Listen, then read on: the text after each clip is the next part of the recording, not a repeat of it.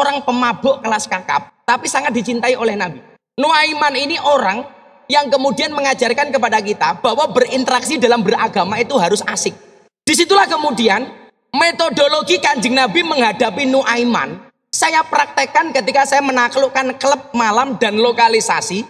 Saat itu saya masuk dalam 4 lokalisasi terbesar di Indonesia. Tahun 2000 saya masuk di Sarkem, tahun 2002 saya masuk di Doli, tahun 2004 saya masuk di Sunan Kuning, kemudian berikutnya saya masuk di Bandungan.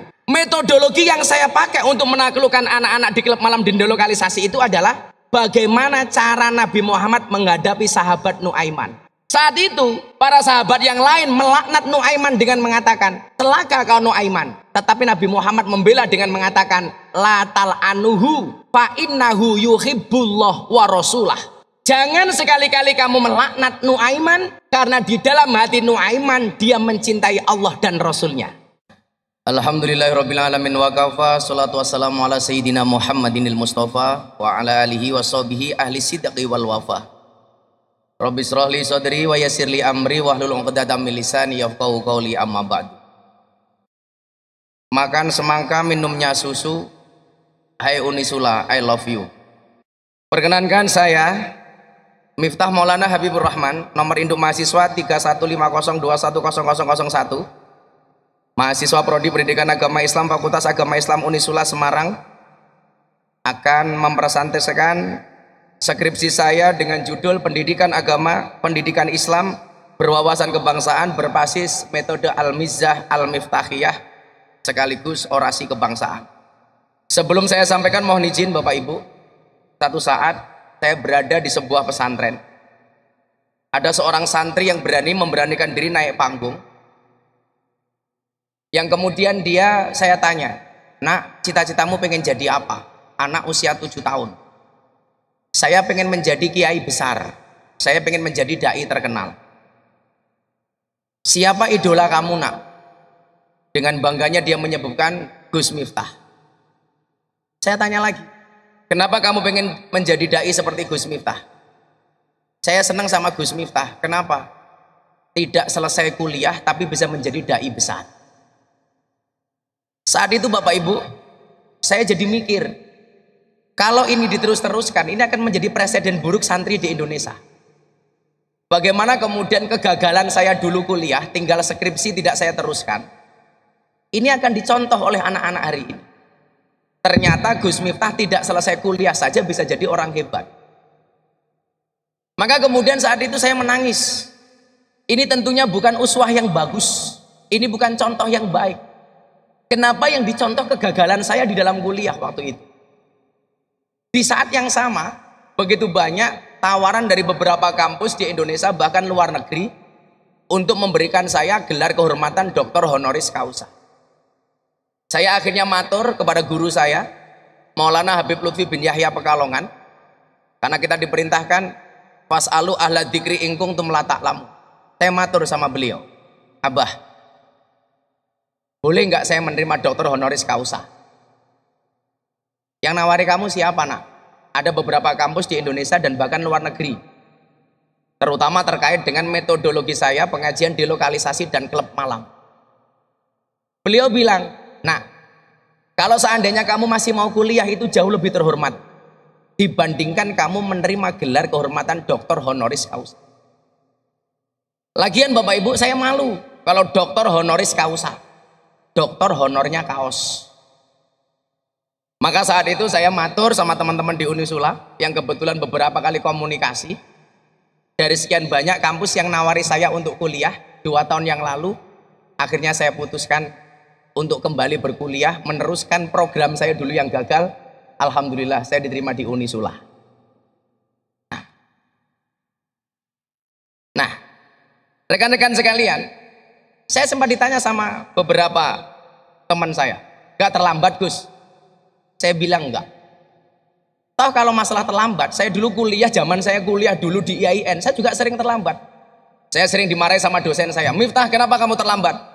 Waktu itu saya jawab, mohon maaf Pak dosen, tidak ada kata terlambat untuk belajar. Maka sejak saat itu saya punya prinsip, jangan pernah mengulangi kesalahan yang sama. Kenapa? Karena masih banyak kesalahan lain yang harus kita coba. Singkat cerita, setahun yang lalu saya diminta sama presiden, Gus, kampus dan pelajar di Indonesia, di Jawa Timur dan Jawa Tengah, kok begitu tinggi terpapar paham radikalisme dan intoleransi. Tolong dong Gus Miftah masuk ke kampus-kampus, ke sekolah-sekolah untuk berbicara tentang radikalisme dan toleransi. Puncaknya adalah ketika saya diundang oleh wali kota Los Angeles, Amerika Serikat untuk berbicara tentang toleransi dan radikalisme. Sehingga ini kemudian menambah semangat saya untuk kembali kuliah. Malu kiranya ketika saya mendapatkan undangan dari wali kota Los Angeles, Amerika Serikat, saya ditanya, ini gelarnya Gus Miftah apa? Sesuatu yang saya anggap remeh, Pak, ternyata di luar negeri itu dianggap penting. Sama halnya kemarin saya baru pulang dari Eropa, saya ada acara di Den Haag, Belanda, yang di Indonesia saya tidak pernah ditanya gelar, Bu. Ternyata di Belanda saya ditanya gelar lagi. Gus Miftah gelarnya apa? Semakin malu saya, Pak. Mungkin kalau gelar jelas, Pak Profesor Gunato lebih panjang dibandingkan saya. Tapi bedanya saya dengan beliau kan cuma satu. Kalau Pak Rektor banyak pendapat, Gus Miftah banyak pendapatan. Tapi ternyata bahwa gelar ini kemudian menjadi penting. Itulah yang kemudian guru saya Habib Lutfi, beliau mengatakan, nak, sudah kamu kuliah dari awal lagi nggak apa-apa. Nanti selesai S1 kamu langsung ambil S2, langsung kamu ngambil S3. Sehingga apa? 5 tahun ke depan kamu doktor beneran, jangan hanya doktor honoris causa. Maka mohon izin Bapak Ibu, saya sampaikan presentasi saya hari ini sebagai awal niatan yang baik untuk saya untuk kembali kuliah.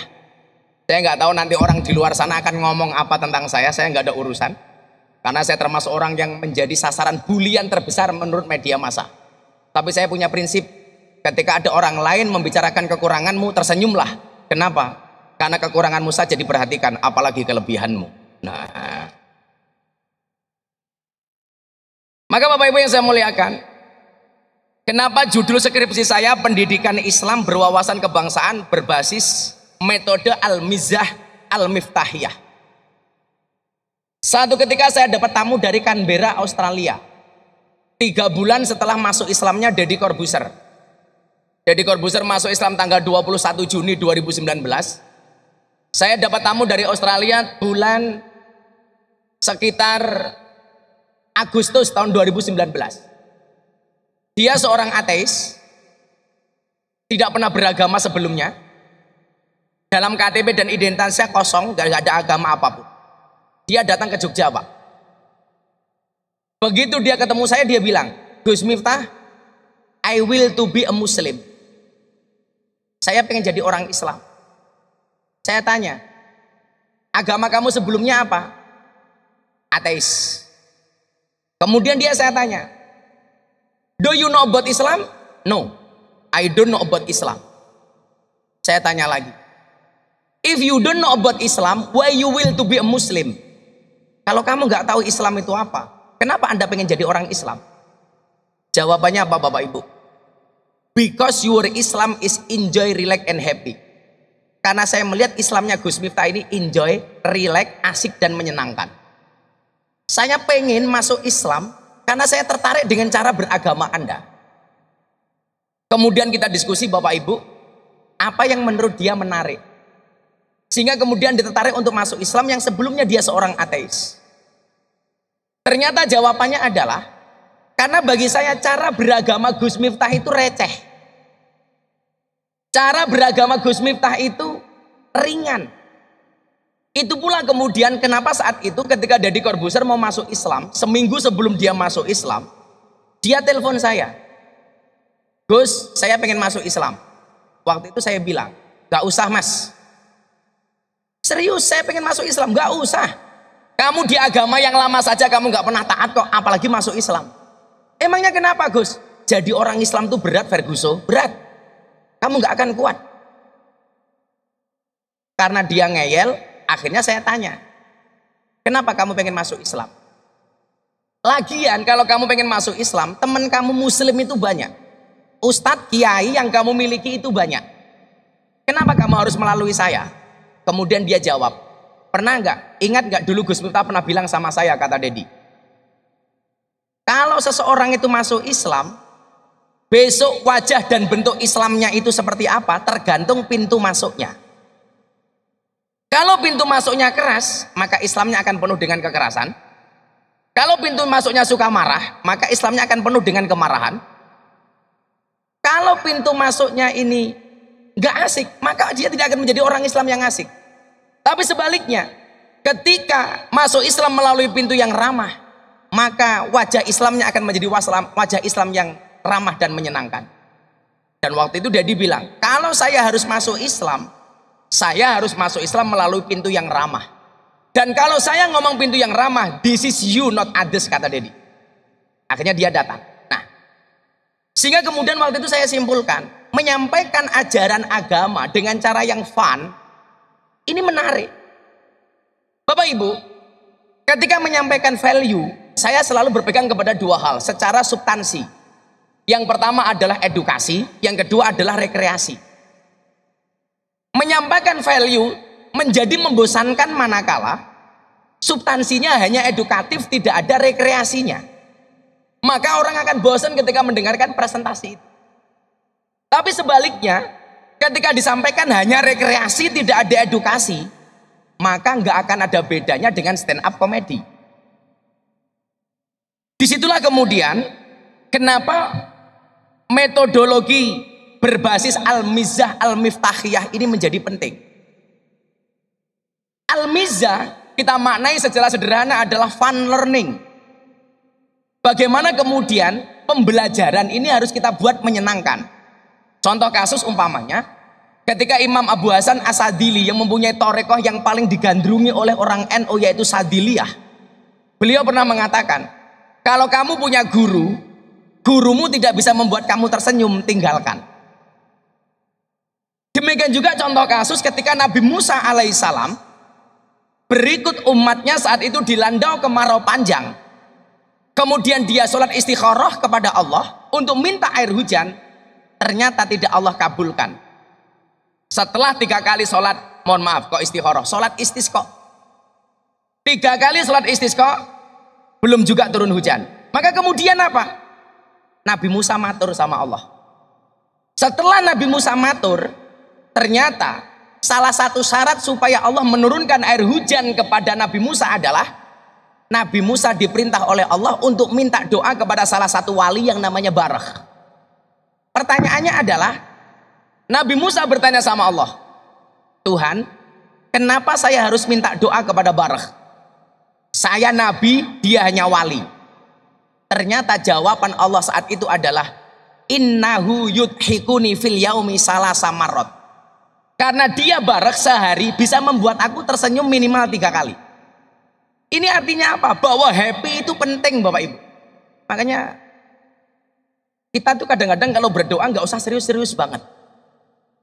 Saya itu sering doa saya justru diijabah oleh Allah ketika saya berdoa secara happy dan menyenangkan.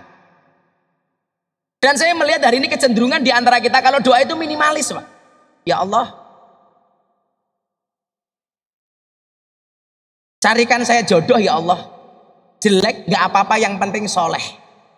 Ini bagi saya doa yang minimalis dan tidak membuat Allah tertawa. Seharusnya dibalik. Ya Allah, beri saya jodoh, cakep nggak apa-apa ya Allah, yang penting soleh dan kaya. Karena bagi cewek hari ini good looking itu kalah dengan good rekening. Betul Bu? Karena berangkat dari good rekening akan menjadikan wajah ibu-ibu glowing.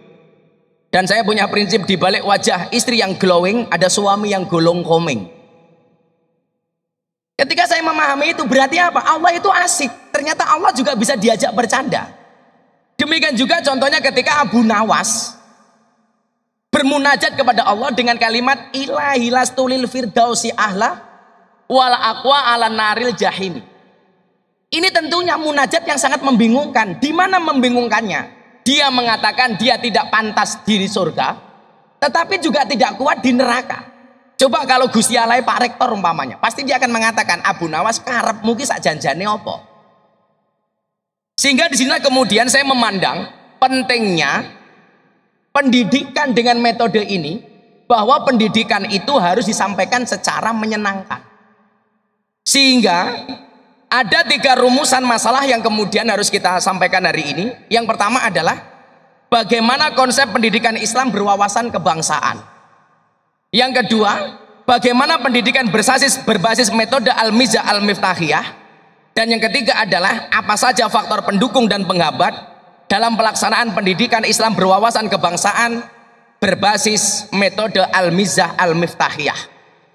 Yang pertama Bapak Ibu dan para mahasiswa sekalian yang saya hormati, mengenai pendidikan Islam berwawasan kebangsaan. Bagaimana hari ini banyak pihak-pihak yang mengatakan bahwa mencintai negara itu tidak ada dalilnya. Mencintai tanah air itu tidak ada dasarnya.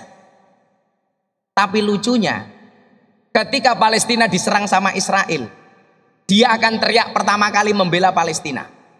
Anehnya adalah, untuk mencintai negaranya dia membutuhkan dalil, sementara untuk mencintai negara lain dia tidak membutuhkan dalil.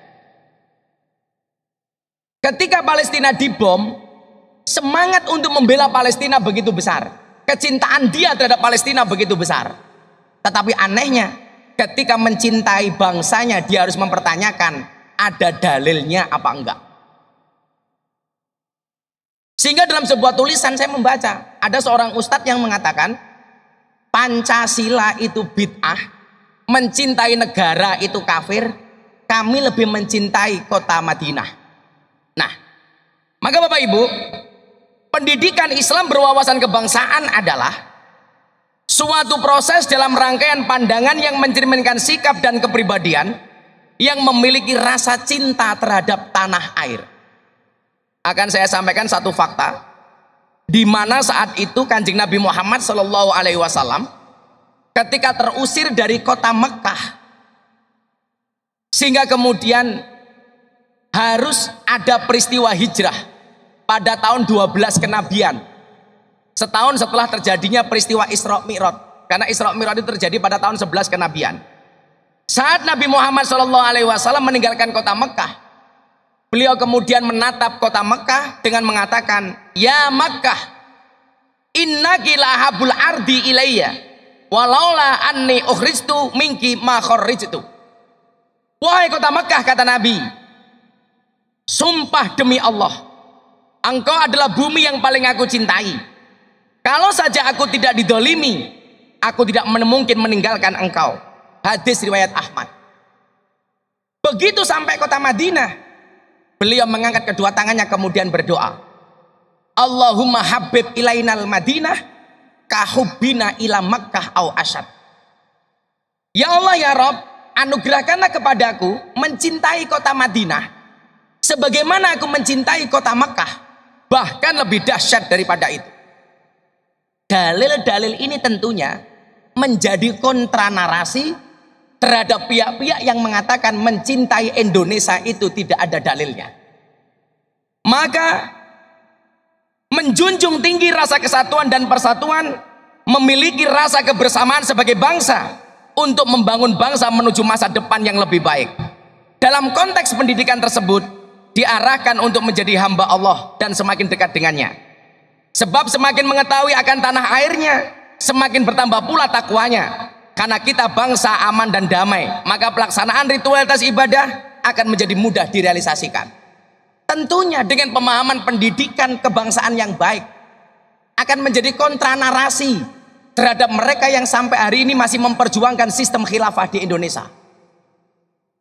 Sampai hari ini Bapak Ibu dan para mahasiswa sekalian, kalau kita lihat bagaimana mereka yang mendukung sistem khilafah masih mati-matian untuk mengganti wawasan dan demokrasi di Indonesia dengan sistem itu. Satu saat kita pernah berdiskusi dengan seseorang pegiat khilafah. Kebetulan beliau seorang aparatur sipil negara. Saat itu kita membuat dialog kebangsaan di salah satu sekolah di Kabupaten Jepara. Acara saya dengan Gubernur Jawa Tengah untuk antisipasi paham radikalisme di sekolah-sekolah. Ada satu guru yang maju ke depan dengan mengatakan apa? Kekacauan dan kurang makmurnya bangsa Indonesia karena bangsa ini tidak menganut sistem khilafah. Saat itu beliaunya saya tanya, Pak Guru, mohon izin saya bertanya, menurut Anda, mana negara di dunia hari ini yang berhasil dengan sistem khilafah? Gurunya jawab, Saudi Arabia. Dengan jawaban ini saya bisa mengukur kapasitasnya. Mohon maaf Pak Guru, kalau Anda mengatakan Arab Saudi itu berhasil dengan sistem khilafah, Anda salah. Arab Saudi itu tidak menggunakan sistem khilafah, tapi al-mamlakah, kerajaan yang dimulai dari rezim Syekh As-Saud yang mempunyai konsensus dengan Syekh Abdul Wahab. Syekh As-Saud memegang kendali bernegara, sementara Syekh Abdul Wahab memegang kendali beragama. Maka secara bernegara Arab Saudi menggunakan sistem al-mamlakah, sementara ideologi beragamanya mereka Wahabi. Artinya kalau Anda mengatakan Arab Saudi itu khilafah, Anda salah. Dolanmu kurang adoh, turumu kurang bengi, koncomu kurang okeh, kopimu kurang kental. Artinya apa? Sistem khilafah di Indonesia secara otomatis tertolak. Kenapa? Karena tidak sesuai dengan hasanah bangsa Indonesia. Kalau kita menghitung-hitungan, sahabat Utsman dan Ali yang merupakan sahabat terbaik yang hidup di zaman terbaik, matinya saja dalam keadaan terbunuh. Pertanyaan saya hari ini adalah, siapa orang Indonesia yang sekali berutsman dan Ali sehingga pantas untuk menjadi seorang khalifah? Sementara umat hari ini ketika dibandingkan dengan umat saat itu tentunya sangatlah jauh berbeda. Maka otomatis ini akan menjadi perdebatan yang panjang. Kemudian yang kedua, kalau sudah ada calonnya, bagaimana cara memilih khalifah yang baik? Apakah one man one vote? Tentunya ini gak ada bedanya dengan demokrasi. Kalau khalifah sudah terpilih, pertanyaan selanjutnya adalah yang melantik siapa? Maka otomatis ketika paham khilafah ini dilakukan di Indonesia, bahasa Kiai Haji Ma'ruf, wakil presiden, beliau mengatakan khilafah bukan ditolak tapi tertolak secara otomatis. Sehingga Bapak Ibu, pendidikan Islam berwawasan kebangsaan diarahkan pada 4 komponen. Yang pertama, cinta tanah air dalam konteks Indonesia, NKRI dan Pancasila.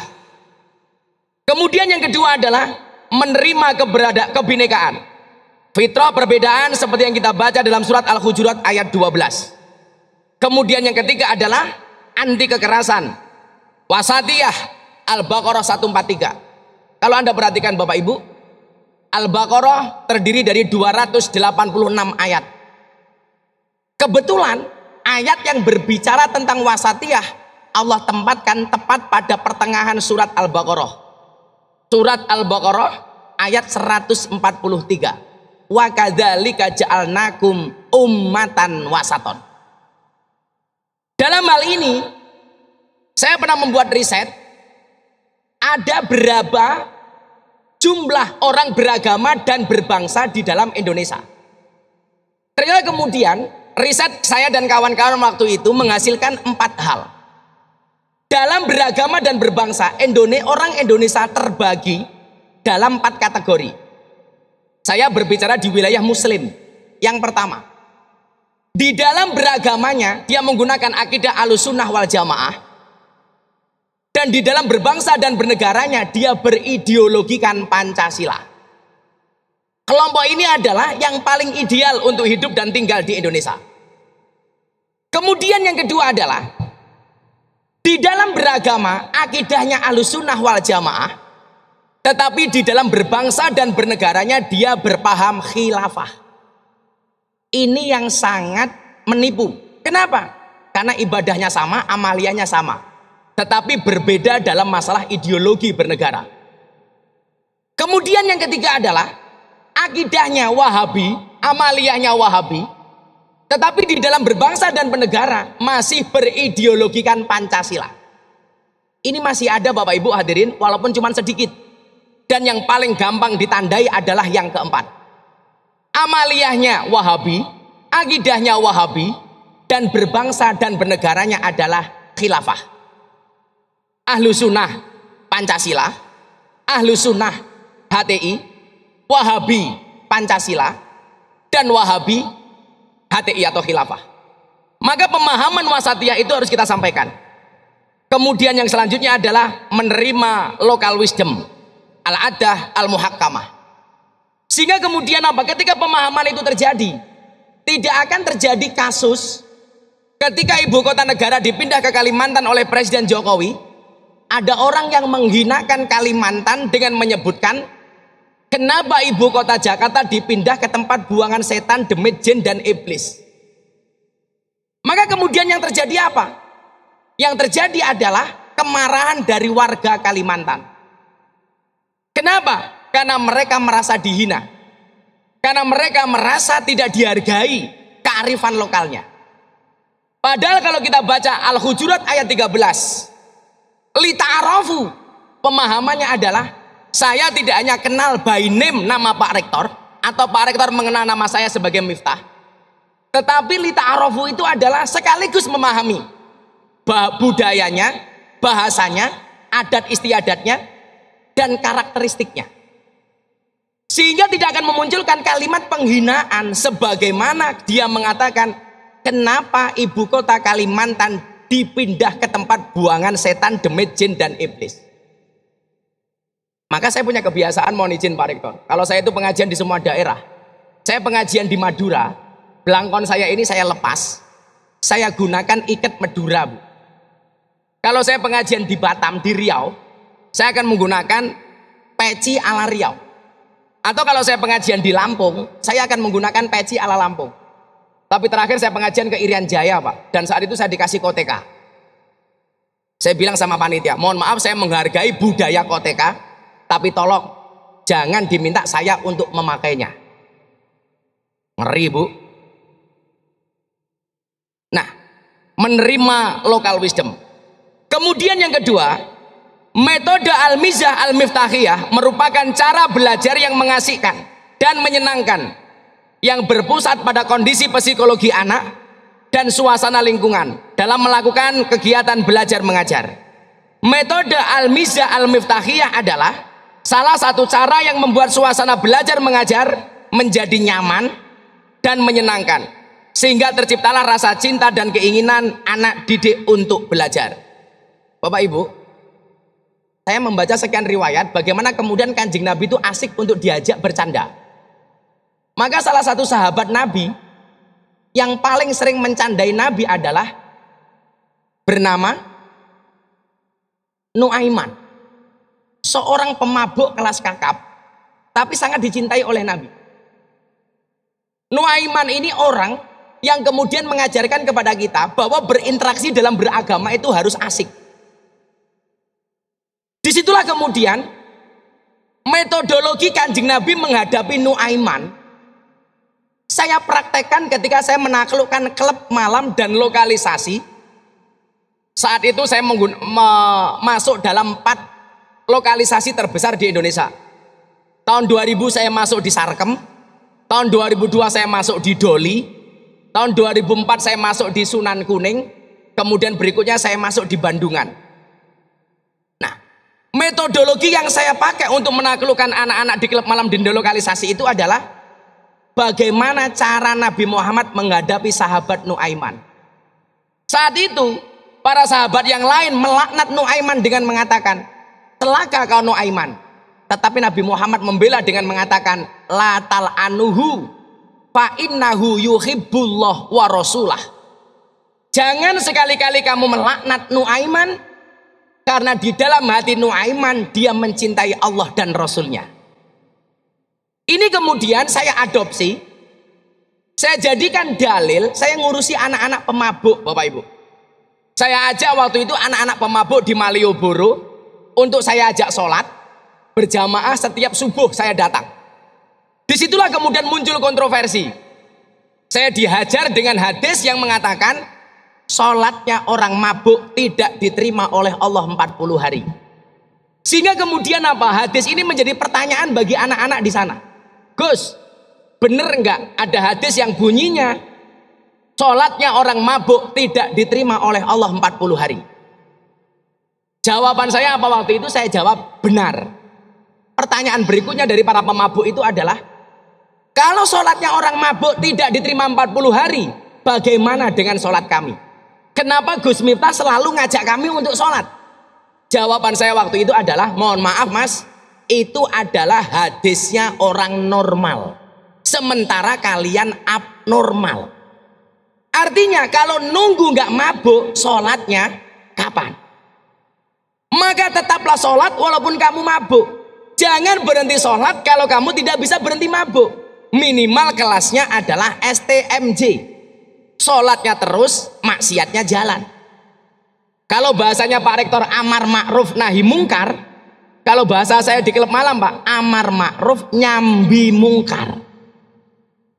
Maka saat itu kemudian muncul satu quote yang hari ini paling viral di bokong truk. Apa itu quote-nya? Cukup Rokib dan Atid yang menilai amalku, cangkemmu rausah melu melu. Itu sejarahnya itu Pak Rektor. Gara-gara saya ngaji di klub malam saya dihina itu. Nah, seperti gambar di truk ini Pak. Kebetulan saya dinobatkan, ini yang kurang ajar. Mobil tangki sedot WC. Kebetulan sebelum Ramadan tahun kemarin saya mendapatkan penghargaan dari Leprit, Lembaga Prestasi Indonesia dan Dunia, dalam 3 kategori. Yang pertama adalah lelang belangkon paling mahal sedunia. Karena Muktamar NU saya nyumbang belangkon saya laku 900 juta. 900 juta. Kemudian yang kedua saya dapat penghargaan sebagai dai yang paling konsisten pengajian di lokalisasi dan klub malam. Ini ketika belangkon saya laku 900 juta. Konser di Balai Sarbini bersama Abah Lutfi waktu itu. Kemudian yang ketiga saya dapat penghargaan sebagai selebritis yang paling banyak wajahnya dilukis di bokong truk. Ada 350 truk. Dan yang paling menjijikan adalah gambar saya dilukis di mobil tangki sedot WC. Dengan quote saya waktu itu, bokongmu adalah rezekiku.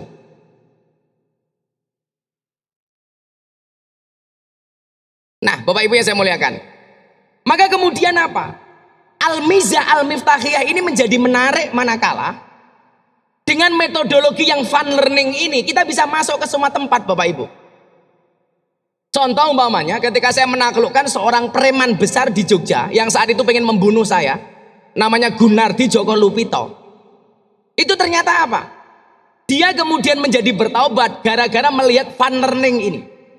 Atau ketika bulan Ramadan beberapa tahun yang lalu saya ketemu dengan preman terbesar di Jakarta, namanya Hercules, panggilannya Maung Hercules. Dia mempunyai 1 juta anggota preman yang ada di Jabodetabek. Ternyata apa? Takluknya seorang Hercules berangkat dari metodologi pembelajaran yang asik dan menyenangkan. Sehingga kemudian saya minta untuk sowan ke Habib Lutfi, guru kita semuanya. Dan saat itu Hercules diangkat sebagai adik angkatnya Habib Lutfi. Saat itu. Setelah kemudian ikut saya sekian tahun, dia berproses, yang dia mengatakan sama saya, Abah, sudah 50 tahun saya menjadi preman. Saatnya saya menghabiskan waktu saya untuk mengawal Abah untuk ikut pengajian. Itu berangkat dari gaya Al-Mizah Al-Miftahiyah. Metodologi pembelajaran yang asik dan menyenangkan. Kenapa harus demikian? Dalam sebuah hadis sendiri telah disinggung adanya pembelajaran yang menyenangkan, yakni dalam berprinsip memberikan kemudahan dalam berproses, dalam proses pendidikan. Sebagaimana satu hadis yang bunyinya, Yasiru wala tu'assiru wabasiru wala tunafiru. Mudahkanlah dan jangan mempersulit, gembirakanlah dan jangan membuat orang lari. Bapak Ibu, dulu awal mula saya masuk lokalisasi itu saya ingat betul, ketika saya sholat di sebuah musola, yang musolanya saat itu mau saya beli 10 tahun yang lalu, itu sama orang yang punya tanah nggak dikasih. 2 minggu yang lalu saya kembali masuk ke lokalisasi. Kebiasaan saya di lokalisasi itu adalah membagi mukena, sajadah dan Al-Quran.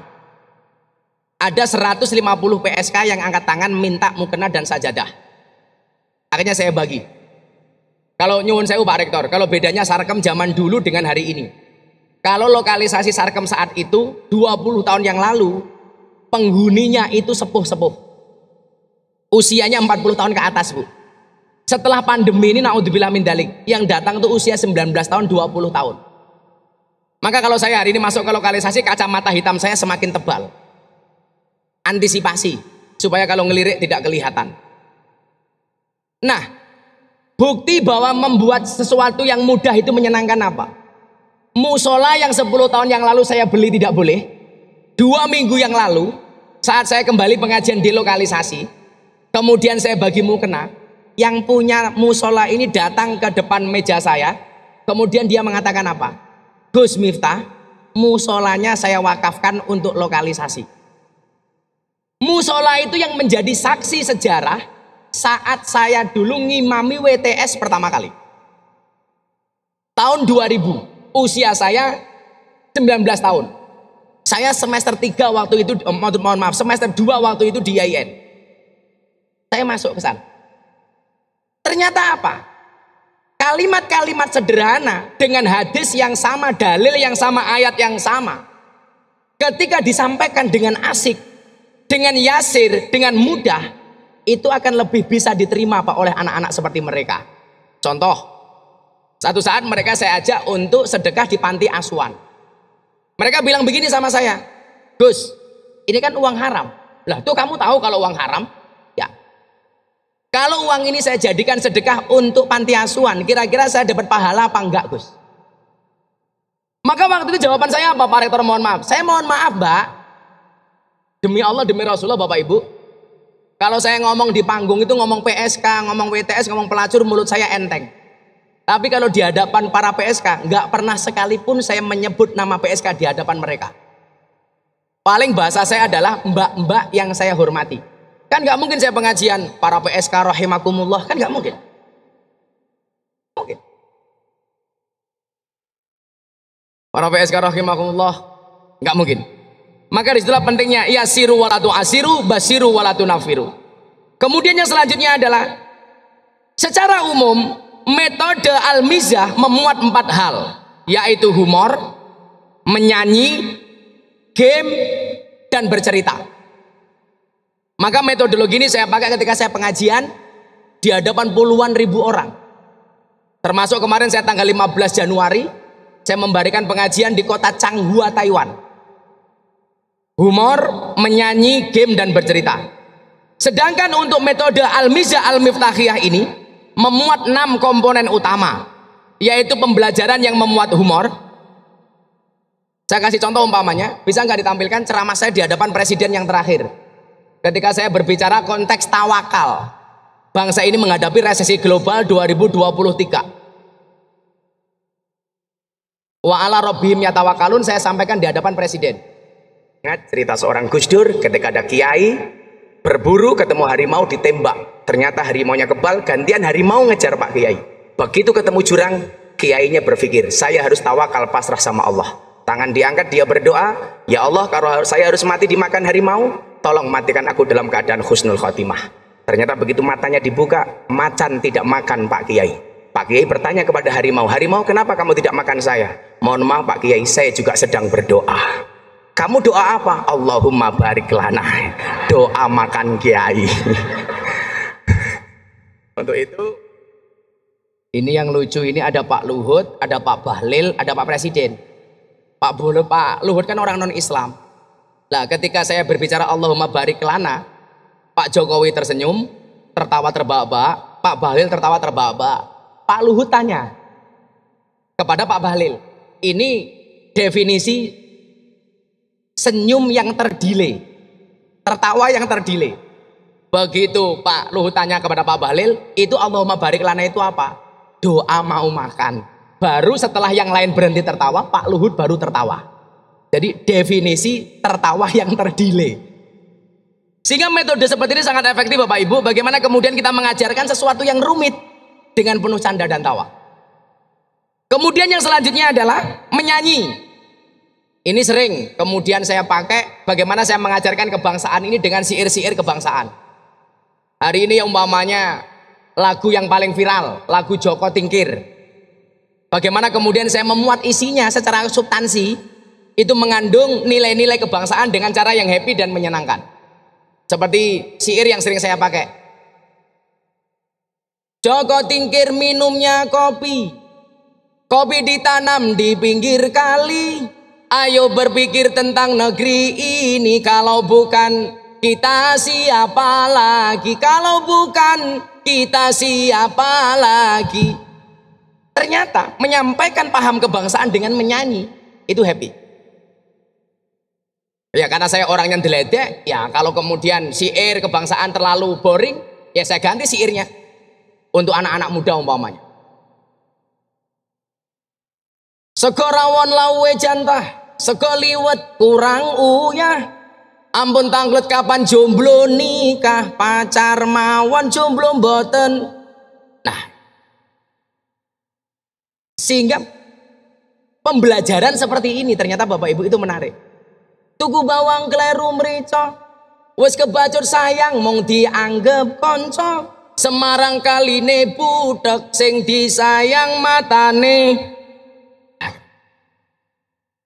Menyanyi. Game. Saya banyak menghadirkan di atas panggung orang tua, anak-anak untuk saya tanya tentang kebangsaan, saya tes tentang keagamaan, kemudian saya kasih uang. Contoh terbaru umpamanya saya kemarin pengajian di Bandungan. Seorang anak yang bercita-cita menjadi nabi. Ketika saya perintah untuk menyebutkan nama 10 nabi umpamanya. Coba bisa nggak ditampilkan? Pengajian saya di Bandungan, lokalisasi Bandungan terakhir. Orang atau saya sebutkan jeneng nabi 10. Ayo. Jeneng nabi 10 di orang atau saya. Satu. Adam. Idris. Apa?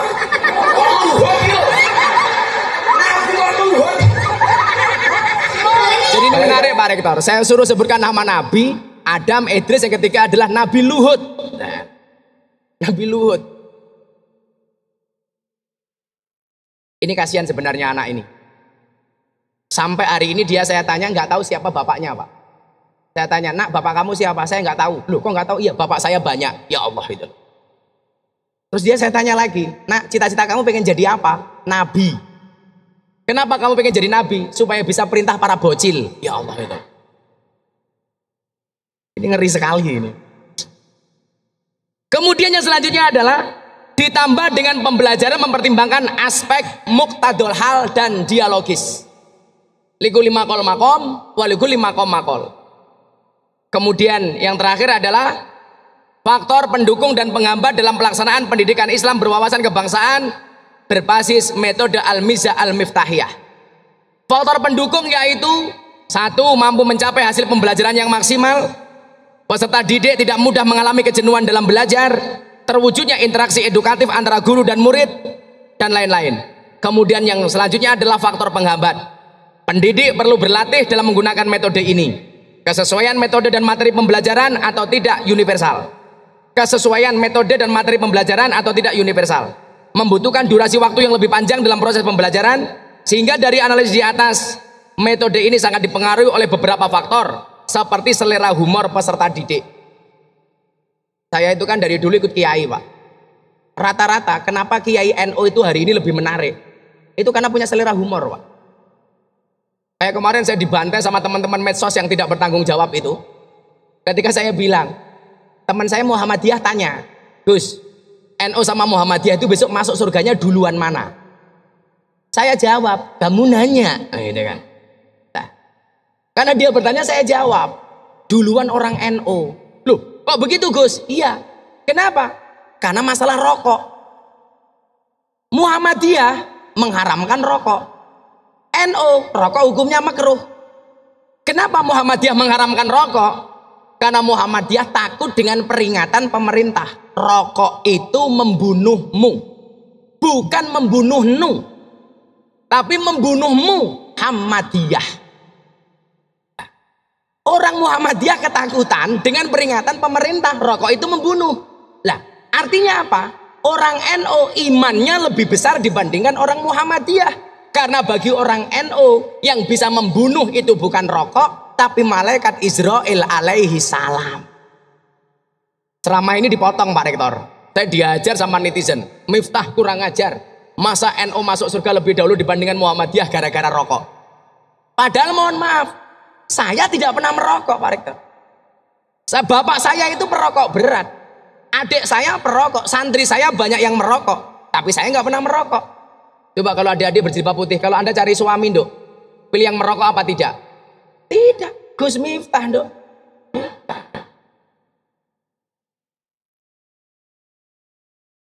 Ya jelas lah, kenapa kamu nyari yang bukan perokok? Jelas, jantungnya saja dijaga, apalagi hatimu. Iya. Lah bapak saya itu perokok berat, Pak Rektor. Makanya kemarin saya pulang, karena beliau mau tindak haji tahun ini. Saya pulang, saya bawa buku Bahaya Merokok. Saya kasih ke bapak saya. Begitu dibaca bapak saya, subhanallah, beliau langsung berhenti membaca. Rokoknya lanjut, Pak, itu loh. Jadi selera humor itu menjadi penting.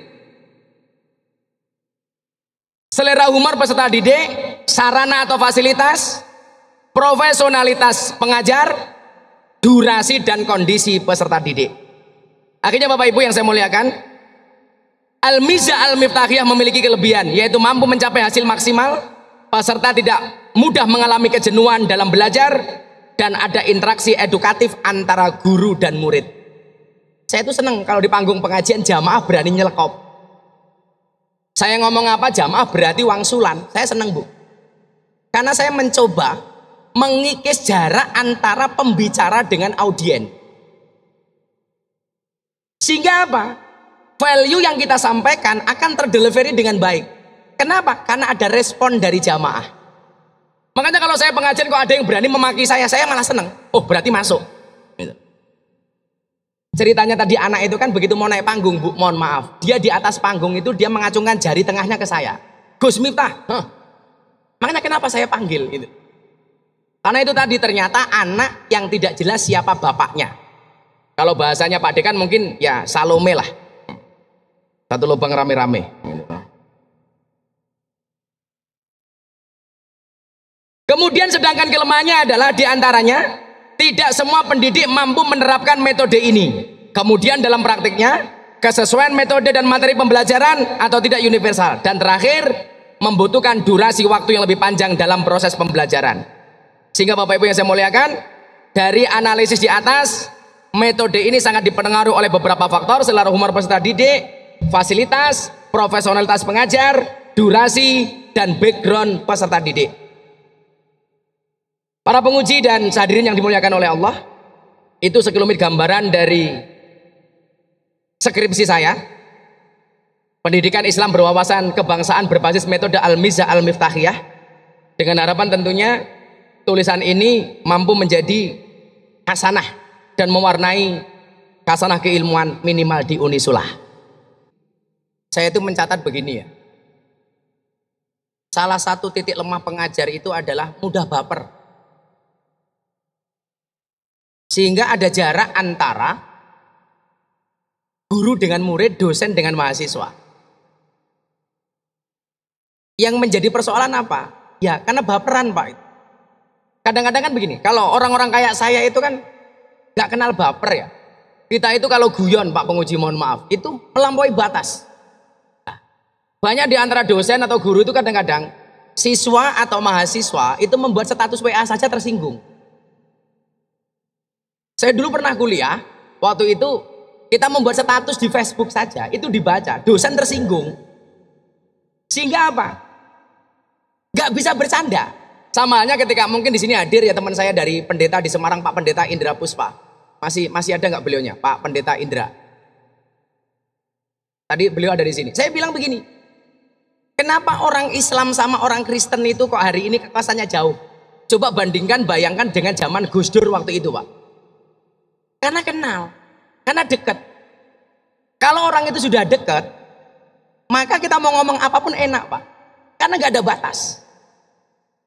Nah, yang menjadi persoalan adalah kita sering dibatasi hanya gara-gara saya merasa saya pengajar, Anda murid. Sehingga apa? Ada sekat-sekat yang membuat mereka tidak akrab. Kalau tidak akrab, mohon maaf, itu tidak akan mungkin bisa guyon. Contoh begini. Saya bisa guyon dengan Pak Rektor umpamanya. Kenapa? Karena saya merasa dekat. Saya mau garapi beliau seperti apa, beliau mau garapi saya seperti apa. Tidak akan pernah terjadi masalah. Kenapa? Karena dekat.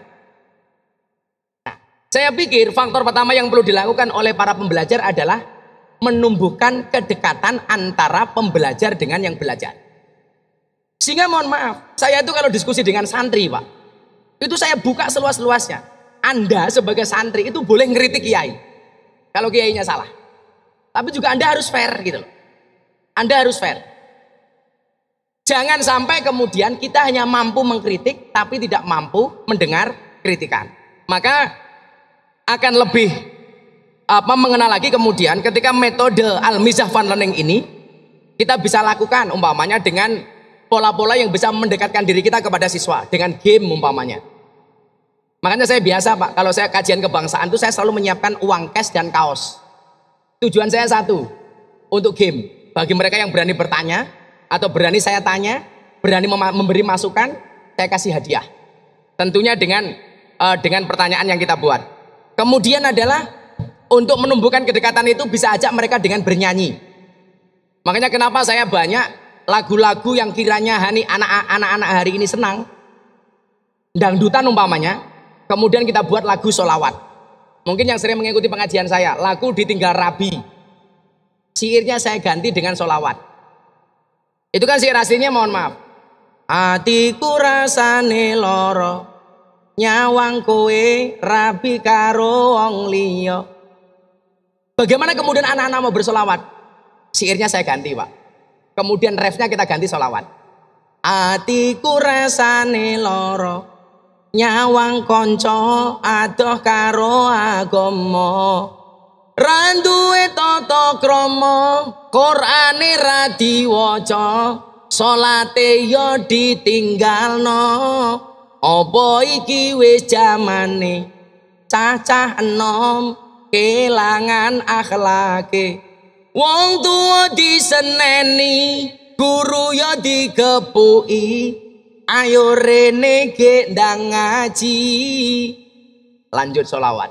Ya Rabbi bil Mustafa baligh maqasidana waghfir lana ma madha ya wasi'al karami huwal habibul ladzi turja syafa'atu li kulli liminal ahwali muktahimin.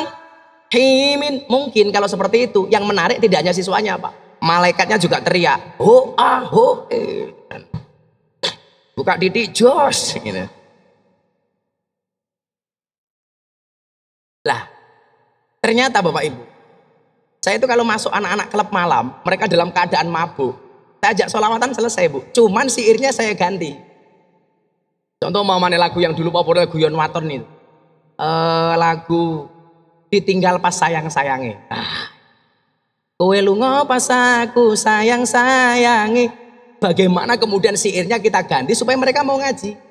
Kowe lunga nalikane adan kae dan lain sebagainya. Saya pikir dengan pola-pola seperti itu Pak, dengan bernyanyi, berkisah, dengan humor, kemudian yang paling penting bahwa pengajar tidak boleh baperan. Anak itu kalau nongkrong di rumah 4 jam dengan bapak ibunya dia tidak akan pernah betah. Tapi kalau nongkrong di warung kafe, warung kopi itu 12 jam betah. Kalau nongkrong di rumah 4 jam saja, itu anak, oh kalau di rumah nggak boleh ngegame Gus, boleh. Kalau di rumah nggak boleh main HP, oh boleh. Tapi kenapa dia nggak betah di rumah? Karena selama ini apa? Anak, orang tua selalu saja menjadi orang yang memberi nasihat, tidak pernah mau mendengar bahasa dari anak. Orang tua selalu menempatkan dirinya menjadi penasehat, bukan pendengar yang baik bagi anaknya. Beda kalau kita di kafe ketemu teman-teman kita akan punya teman yang siap mendengar keluh kisah kita apapun. Sehingga apa? Karena anak merasa didengar, dia akan merasa lebih betah ketika berada di kafe dibandingkan di rumah. Demikian juga saya pikir mau seperti apapun tujuannya, seperti yang diterapkan dalam kurikulum Kemendikbud tentang profil lulusan Pancasila itu, memiliki indikator beriman, bertakwa, berakhlak mulia, mandiri, gotong royong, berkebinekaan global, bernalar kritis, kreatif dan lain sebagainya. Kalau guru sendiri tidak pernah mau menjadi pendengar yang baik, terhadap bagaimana konsep kebangsaan dan Pancasila anak-anak itu tidak akan pernah menarik. Contoh begini Bapak Ibu. Tahun 2019 saya diundang sama Lemhanas untuk berbicara tentang kebangsaan. Waktu itu saya diancam sama kepala Lemhanas dengan ada guyon. Gus, menyampaikan Pancasila, paham kebangsaan, nasionalisme, patriotisme itu harus tegas, khusyuk, serius. Akhirnya beliau menjadi pembicara pertama. 1 jam beliau berbicara, saya lihat audien, hampir 90% gak ada yang mendengarkan. Ada yang keluar merokok, ada yang makan minum, ngomong sendiri dan lain sebagainya. Gantian sesi saya waktu itu, kebetulan moderator saya waktu itu Mas Deddy Corbuzier. Saya tanya kepada para hadirin, bagaimana saya menjelaskan tentang Pancasila kepada Anda? Apa yang harus saya lakukan? Ini bagian dari Al-Mizah. Mereka jawab, Gus, mau kita seperti ini. Sehingga ternyata dengan dialogis sebagaimana tadi metode ini saya sampaikan, itu jauh lebih menarik Pak. Artinya bahwa yang disampaikan oleh Kemendikbud itu bagus, metode Al-Mizah Al-Miftahiyah bisa menjadi metode pembelajaran yang akan lebih efektif menyampaikan kebangsaan, Pancasila dan lain sebagainya, manakala disampaikan lebih dengan cara yang happy dan menyenangkan, dengan cara bernyanyi. Contoh umpamanya, banyak di antara mahasiswa hari ini dan siswa mungkin yang sudah lupa dengan lagu-lagu kebangsaan. Kenapa? Karena di sekolah sudah tidak pernah diajarkan. Dulu Bu Pak, kalau masa ibu-ibu yang di depan-depan ini mohon maaf, dulu ketika kita masuk SD Bu, ada kewajiban seorang siswa menghafal lagu-lagu kebangsaan dan nasional. Sekarang sudah tidak tahu Bu. Anak-anak hari ini taunya lagu apa? Ditinggal Rabi, Kelebus, Mangkupurel. Sudah nggak tahu lagi dengan lagu-lagu kebangsaan Pak. Kemudian contoh umpamanya soal pendidikan sejarah perjuangan bangsa. Anak-anak hari ini sudah nggak kenal Bu. Sudah nggak kenal lagi dengan Cut Mutia, Cut Nyadin. Taunya Cut Meme, Cut Kiki, Cut Tari. Karena memang tidak pernah diajarkan. Lah, saya pikir dengan metode ini Bapak penguji, ketika disampaikan dengan fun, disampaikan dengan bercerita, dengan nyanyian dan lagu, insya Allah misi dari Kemendikbud sebagaimana tadi disampaikan bisa lebih tercapai. Assalamualaikum warahmatullahi wabarakatuh. Waalaikumsalam. Sebelumnya mohon maaf, perkenalkan nama saya Farhanur Khairia dari Prodi Pendidikan Bahasa dan Sastra Indonesia, mahasiswa Unisula. Sebelumnya saya izin bertanya Gus, tadi dalam yang Gus jelaskan mengenai ada faktor pendukung dan faktor penghambat. Nah yang saya tanyakan mengenai faktor penghambat dalam metode Al-Mizah Al-Miftahiyah tersebut, yaitu dijelaskan pendidik perlu berlatih dalam penggunaan metode ini. Nah, boleh diberikan tips dan triknya bagaimana cara supaya pendidik bisa berlatih menggunakan metode ini, sedangkan tidak semua pendidik itu bisa menyampaikan dengan cara syair, menyampaikan dengan cara bernyanyi seperti itu dan lain sebagainya. Jadi mungkin minta tipsnya dan triknya Gus. Terima kasih. Ya, Wassalamualaikum warahmatullahi wabarakatuh. Waalaikumsalam warahmatullahi wabarakatuh. Mohon izin menjawab Bapak Rektor. Dik Zahra. Tuh cowok-cowok pasti punya quote terbaru untuk Dik Zahra. Hati ini meyakinkanku, tapi cermin itu menyadarkanku. Jadi yang pertama begini. Saya itu banyak sebenarnya tawaran kuliah beasiswa dari dalam dan luar negeri. Dari kampus swasta dan negeri. Atau juga banyak yang menawari saya untuk langsung memberikan doktor honoris causa.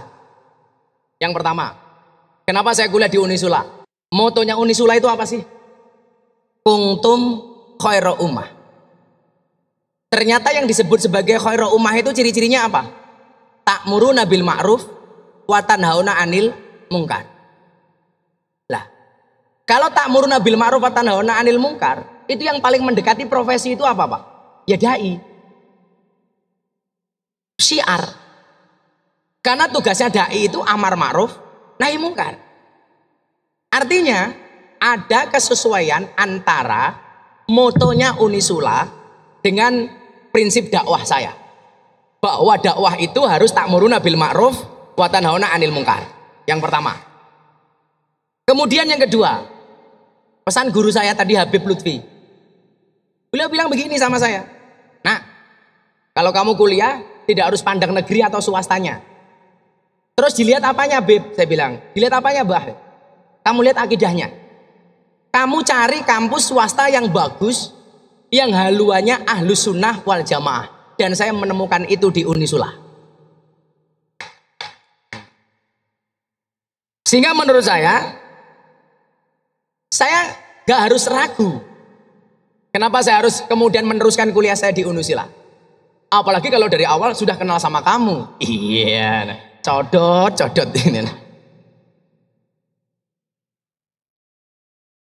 Coba kalian yang merasa ragu, pakai quote-nya Gus Miftah. Kupinang kau dengan bismika Allahumma ahya wa bismika amut. Kenapa? Kan aku sadar diri memilikimu hanyalah sebuah mimpi. Kemudian yang selanjutnya apa, Mbak? Kalau kita melihat ayat pertama yang diterima oleh baginda Rasulullah Muhammad SAW, bunyinya adalah Iqra bismi rabbik. Ini adalah long life education. Artinya apa? Belajar seumur hidup. Minal mahdi ilal lahdi. Dari buayan sampai ke liang lahat. Kalau walau bisin sampai ke negeri Cina, sekarang enggak.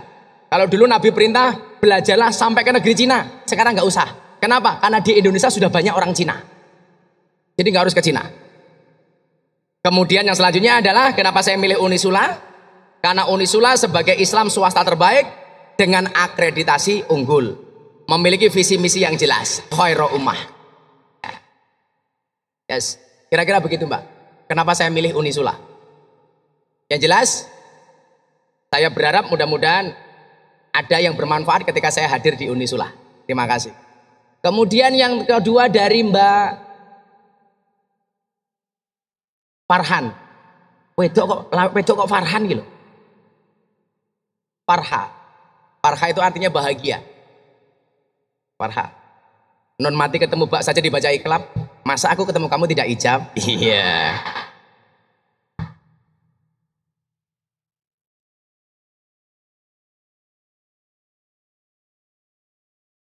Ya, kalau kamu merasa kalah bersaing dengan saya, ya kamu bilang, Mas.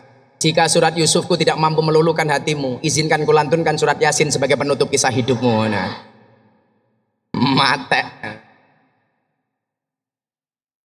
Contoh begini, tadi salah satu faktor penghambat gitu. Tidak semua orang itu bisa ngelucu umpamanya.